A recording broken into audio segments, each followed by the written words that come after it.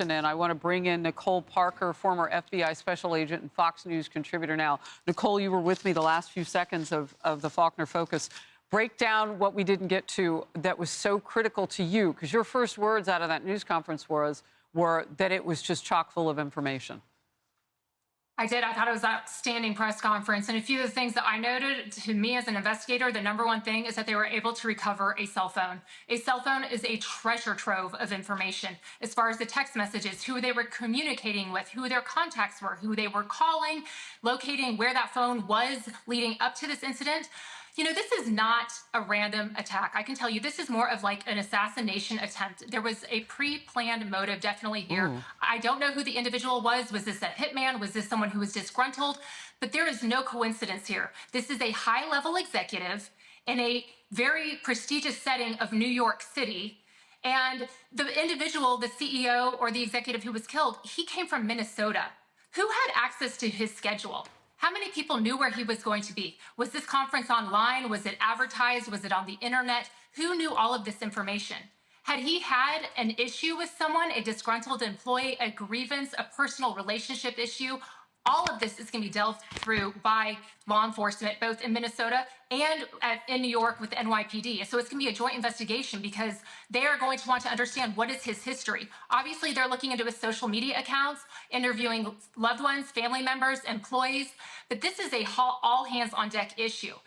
Another thing that I thought was interesting was when they said that the bike, I believe that they said that there are GPS devices on those bikes. And that is very, very crucial information and detail. He likely had planned this, obviously, and planned to walk away. He probably knew exactly where that bike docking station was, got the bike, and then went off. As we mentioned in another guest, Central Park, you know, maybe not as much surveillance footage is going to be able to be located from that area, and obviously many places to hide in that backpack. What was in that backpack? We all know as investigators that the suspects usually are in one set of clothing, and within moments, they have changed their entire persona.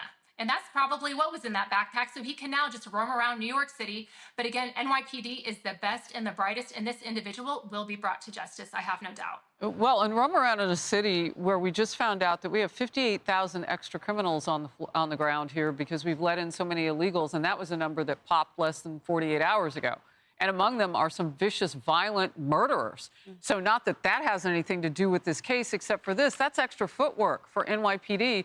You got to feel through all of that. And you have people who are already trying to hide from law enforcement. So you got to make sure everybody who's hiding faces and doing all of that stuff isn't part of the... I mean, that's just mind-boggling. 58,000 of these people here. And these are the bad guys. Unbelievable. And again, that is a failure, and that is another topic, but it links into this. The violent crime issues going on in our cities nationwide, typically the more democratic and blue cities, is unacceptable. And thank goodness we have a new president and sheriff coming into town. That has got to end. And the crime obviously is a spike from various reasons, particularly the open border. Having been an FBI agent, and I know people that are working that border on the FBI's behalf, it is a very dangerous threat to our nation. I cannot say that there's any link to what this individual... You know, I cannot say that this individual that shot this person has anything to do with the border, but you're right. The resources in New York are already spread thin because they are dealing with the spike in violent crime because of that open border. But again, going back to this awful tragedy, you know, this individual had a mask, he had gloves, the timing of it.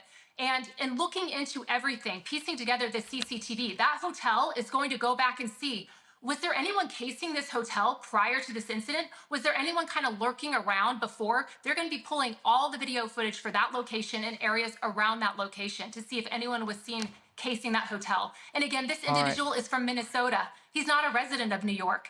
Were there any suspicious incidents with his travel for him getting to New York? I have a friend, a former FBI agent colleague, who is in charge of protective detail for the CEO of a large insurance company. I will not name it. So now that was a point that I had a question about. This individual did not have a protective detail. And so again, that puts him at a higher risk as well. Well, and that was my question too, Nicole, and I'm going to bring it out to the couch here on Outnumbered. I just don't understand why someone at that high level wouldn't have had a security detail. That's actually the exception to how people roll a lot now.